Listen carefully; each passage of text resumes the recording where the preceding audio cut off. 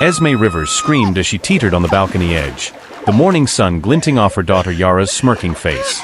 Three stakes burned in her mind: survival, dignity, and the fate of her $1.2 million inheritance. Would she fall or fight? At 65, Esme Rivers lived a life of quiet routine, a woman defined by resilience yet weighed down by frailty.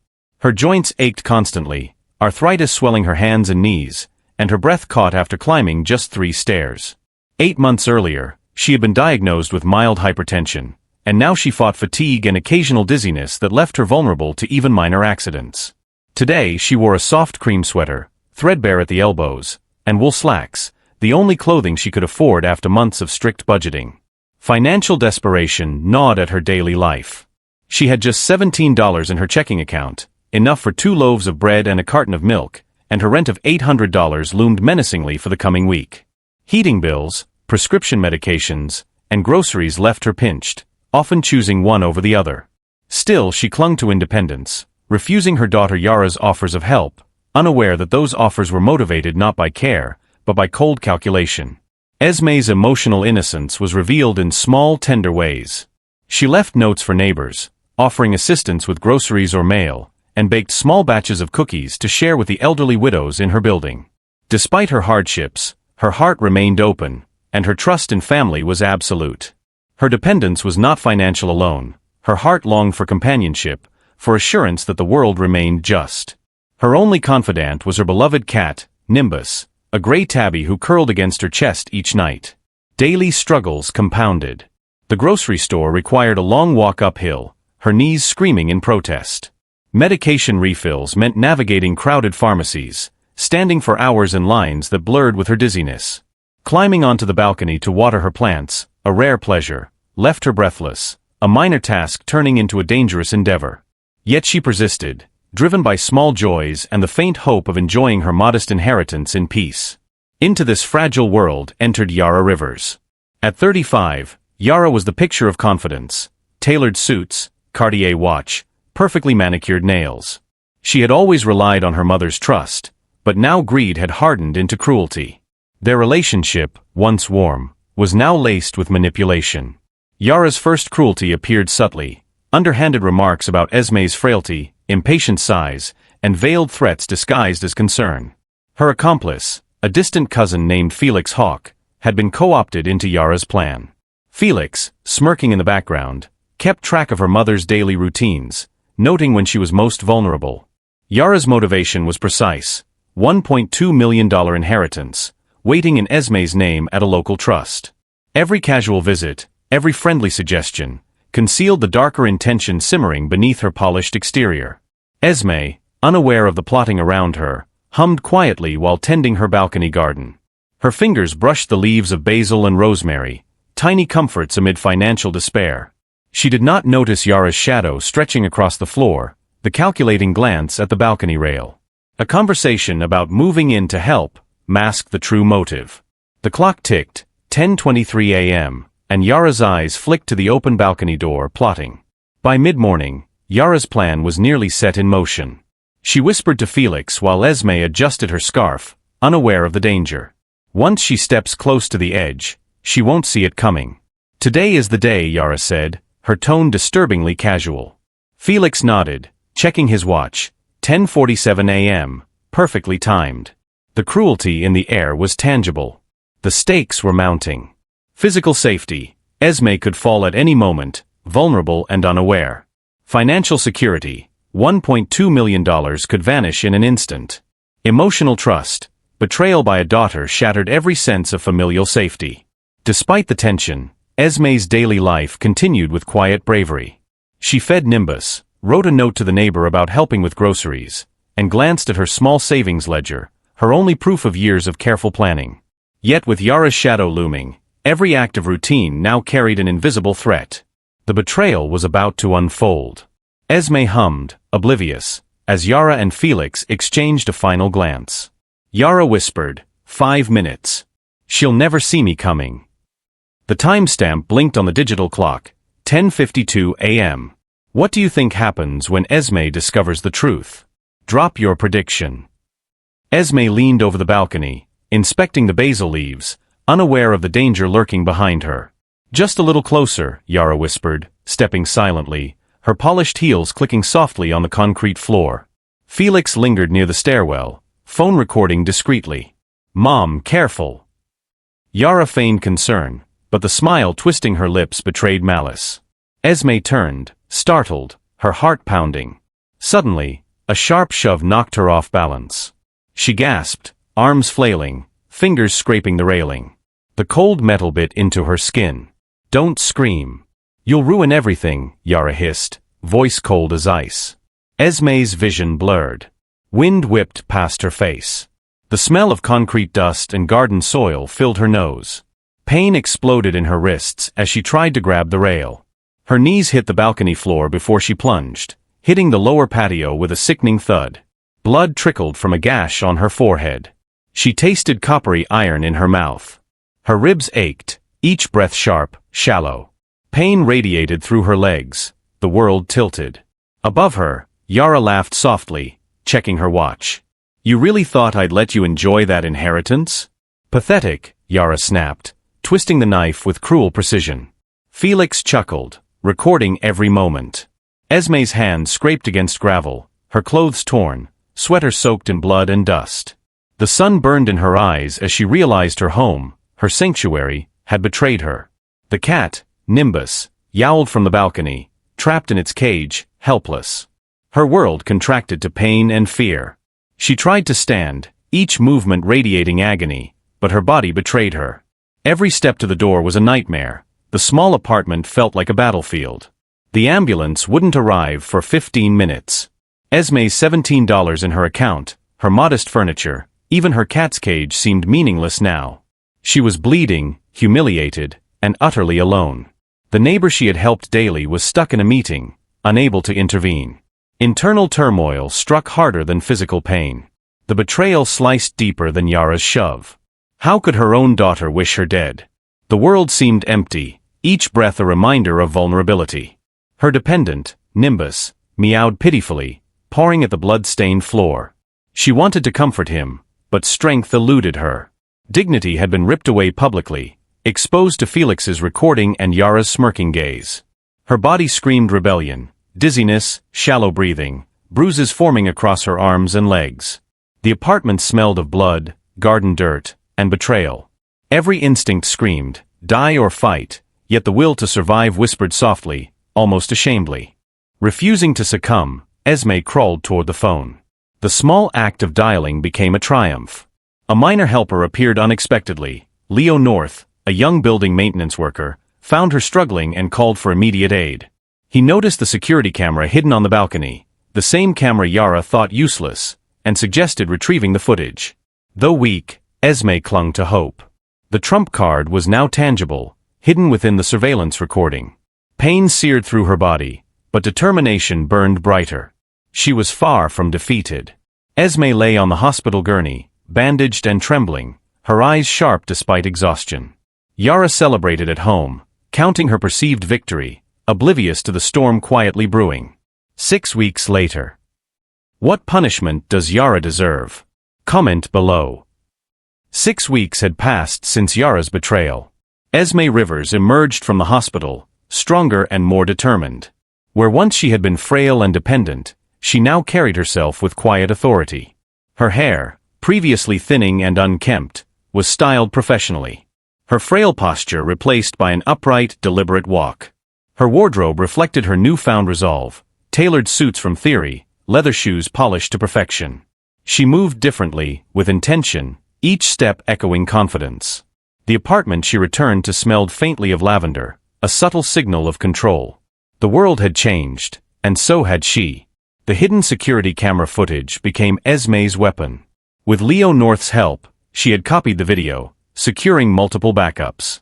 Each file contained damning evidence: Yara's shove, Felix recording, Yara's verbal admission of intent.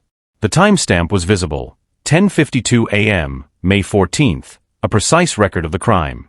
Additionally, an anonymous neighbor, Maya Vale, came forward, having witnessed Yara's earlier scheming, noting her discussions about inheritance and her cruel plans. Combined with the video, this testimony created an airtight case. Esme's eyes glistened as she reviewed the footage in her newly rented law office, leather chair and walnut desk replacing the hospital bed as her command center. She noted every detail, Yara's exact words, her smug expressions, Felix's laughter. Each frame would expose not just the shove, but Yara's premeditated intent. Finally, she consulted attorney Reed Drake, a family law expert. Together, they mapped a public confrontation designed for maximum exposure, a charity gala where Yara would boast of her success, unaware of the storm approaching.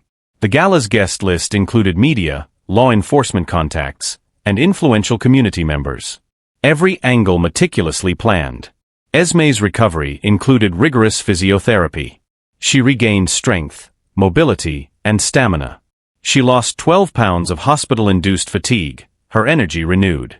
Her wardrobe reflected power, bespoke Max Mara suits, Hermes scarf accents, polished Jimmy Choo heels. Hair dyed deep chestnut, nails manicured in neutral elegance. Posture corrected through physical therapy and daily practice, exuding calm command. Esme compiled evidence meticulously. Each financial record, text message, and hidden camera clip catalogued and encrypted. Meetings with Reed Drake and digital forensic experts ensured every iota of proof was legally admissible. Allies were recruited subtly, Leo North as personal aide, Maya Vale as witness, a former police officer as security consultant. The plan was airtight: confront Yara publicly, reveal all, leave no room for denial. Grief and betrayal were transformed into cold determination. Esme allowed herself moments of reflection, mourning the daughter she had lost to greed, then channeling that pain into preparation. She rehearsed confrontation silently, anticipating lies, pauses, and gasps from the crowd.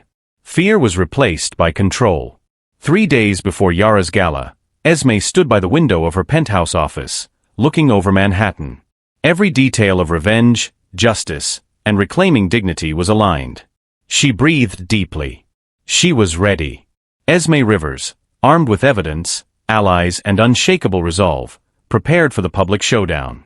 Yara remained oblivious, celebrating success that would soon crumble. The gala countdown had begun. How should Esme expose them? Comment your ideal scenario. Yara Rivers basked in the glow of her perceived triumph. The charity gala's grand ballroom, the Plaza Hotel Manhattan, sparkled with crystal chandeliers reflecting soft candlelight. Influential donors, media photographers, and socialites mingled, oblivious to the tension about to erupt. She laughed lightly with Felix Hawke, now her co-conspirator turned associate, recounting how effortlessly she had removed her mother from the inheritance. $1.2 million, Yara whispered, toasting her own success with Dom Perignon. And soon the rest of her estate will be mine. Designer gowns shimmered on the crowd, Gucci heels clicked against marble floors. Yara's black satin Alexander McQueen dress hugged her figure, diamond earrings glinting under the chandeliers. She snapped selfies, sharing her victory with social media, oblivious to the storm gathering outside. She cruelly joked about Esme, unaware the victim was alive. "She'll never see me tonight," Yara smirked, clinking her glass. Felix chuckled nervously, reassured by Yara's confidence. The atmosphere was intoxicated with her arrogance, her false sense of control complete. The grand doors of the Plaza Hotel opened quietly. Heads turned as a sleek Bentley flying spur pulled up, black polished to perfection. Out stepped Esme Rivers, now a vision of calculated power. She wore a tailored Max Mara emerald green suit, pearl earrings, her chestnut hair perfectly styled. Beside her, attorney Reed Drake and bodyguard Leo North moved with calm authority. Esme's presence silenced murmurs, gasps rippled through the crowd. Yara froze mid-toast, eyes widening as she noticed her mother, alive, radiant, and exuding unshakable control. Every photographer aimed their lenses, every socialite craning for a better view. Esme's calm, measured steps toward the stage projected command, her confidence radiated. "Good evening, everyone," Esme began, voice clear, steady, imbued with quiet power. "I hope you're enjoying the evening. But there's something important you all need to see." She lifted a tablet, the first piece of evidence glowing on screen. The room fell silent as the video played. Yara's shove caught in crystal-clear HD, timestamp 10:52 a.m., May 14th, with Felix's recording audible.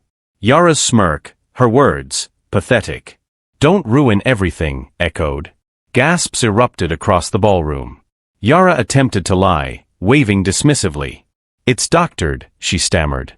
But the crowd recoiled as another witness, Maya Vale, stepped forward. Her calm, precise testimony corroborated every frame, naming dates, conversations, and Yara's prior plotting. The crowd's reaction was immediate, phones raised, whispers spreading like wildfire. Yara's luxurious life, the McQueen gown, Dom Perignon glass, contrasted sharply with the damning evidence now displayed. Each detail, precise and undeniable, left her scrambling. Esme continued, revealing financial discrepancies, transfers, withdrawals, and forgery linked to Yara, each number exact, $847,000 stolen, accounts frozen, legal letters served. The first shockwave of public reckoning had begun. Some evidence was shown, more would follow. Yara tried to escape, flustered, but Esme's calm authority stopped her. Police quietly positioned at the ballroom doors, ready for action. The stage was set for complete destruction. Is this exposure enough, or should it go further? Vote below. Esme Rivers, standing with calm authority, unveiled the next wave of proof. She displayed financial records on a large screen, exact amounts stolen, transaction dates, and forged signatures. $847,000 had been siphoned from her accounts between March 10th and May 12th. The audience gasped at the precision and scale of Yara's greed. Text messages between Yara and Felix were shown, plotting the push, mocking Esme's frailty, and coordinating the cover-up. The messages were time-stamped, March 15th, April 2nd, May 1st, evidence of cold, calculated premeditation. Further evidence revealed additional victims. Elderly neighbors Yara had attempted to swindle, their accounts drained by fraudulent checks. Each number exact, $56,400, $120,750, $32,800, all meticulously documented. The worst crime remained, video footage of Yara shoving Esme off the balcony. The screen replayed the shove in slow motion. Every gasp, every shocked hand covering a mouth, cemented the horror. The combination of visuals, testimony, and financial proof made Yara's lies impossible to sustain. As the crowd absorbed the evidence, Yara's composure crumbled. Her high heels clicked nervously, hands trembled. She turned to Felix, desperation in her eyes. "Take it back. It's not true," she shrieked. Felix stepped back, uncertainty flashing for the first time. She began pointing at allies, blaming them, but no one supported her. The cracks in her empire widened instantly. Felix Hawke, caught in the crossfire, attempted a feeble escape. Security and police blocked the exits. The audience's murmurs grew to murmurs of disgust. Felix and Yara had turned on each other during their panic, shouting accusations, exposing further crimes unintentionally. The co-conspirator's fate was swift. Felix arrested, his personal assets frozen, charges pending for fraud and obstruction. The crowd watched, captivated, as Yara's glamorous facade disintegrated. Every ally, every fake smile, every luxurious accessory became a symbol of guilt under public scrutiny. Police arrived in full force, handcuffing Yara Rivers in front of shocked socialites. Charges were read aloud. Grand theft, $847,000, 15 to 25 years. Attempted murder, 25 years to life. Her assets were frozen immediately, no bail granted. Felix Hawke faced similar charges, conspiracy to commit grand theft, obstruction, and accessory to attempted murder. The courtroom would later detail every transaction, conversation, and recorded shove. The law's long arm finally ensured justice, public and precise, leaving Yara powerless. Esme Rivers reclaimed her inheritance, $1.2 million plus previously misappropriated funds, totaling $2.8 billion in assets secured. She announced publicly with modest pride, "I own this venue, my life, and my future." Her loyal helper, Leo North, was rewarded with a promotion and a significant bonus for his diligence. Maya Vale, whose testimony had sealed the case, was recognized formally for her bravery. The dependent, Nimbus the cat, purred happily in Esme's arms, a living symbol of survival and love. The villains were arrested, humiliated, and destroyed, while Esme stood victorious, her dignity intact, justice delivered, and public support overwhelming. 3 months later. Does the punishment fit the crime? What would you add? Yara River's life in prison was a stark contrast to her previous opulence. She endured harsh isolation, a sterile cell with faint fluorescent light, and constant surveillance.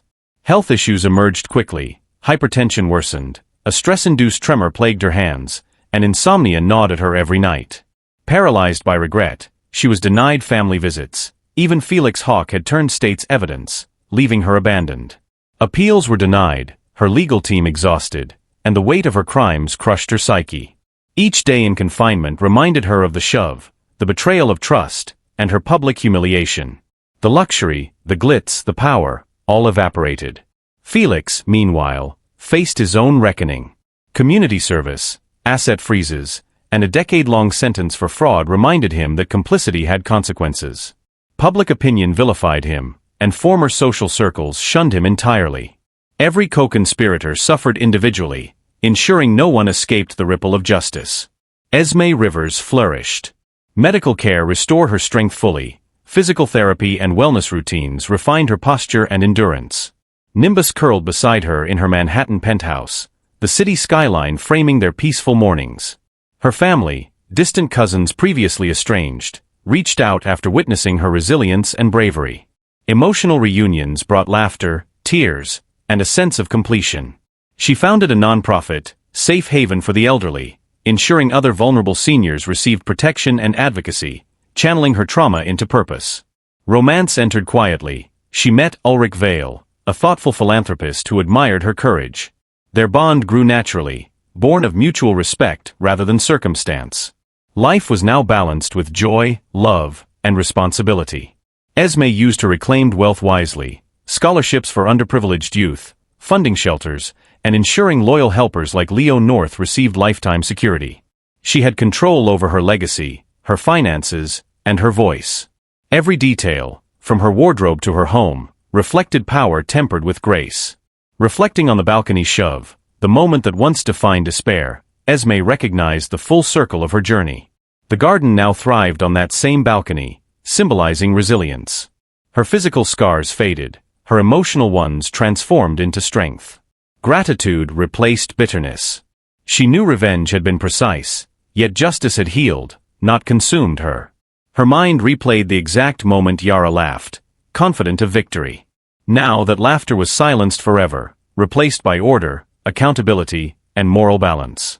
Esme had achieved justice without compromising her values. Her dignity remained intact. At a graduation ceremony for the first scholarship recipients, Esme stood surrounded by family, loyal helpers, and beneficiaries of her foundation. Nimbus perched on her shoulder, playful and content.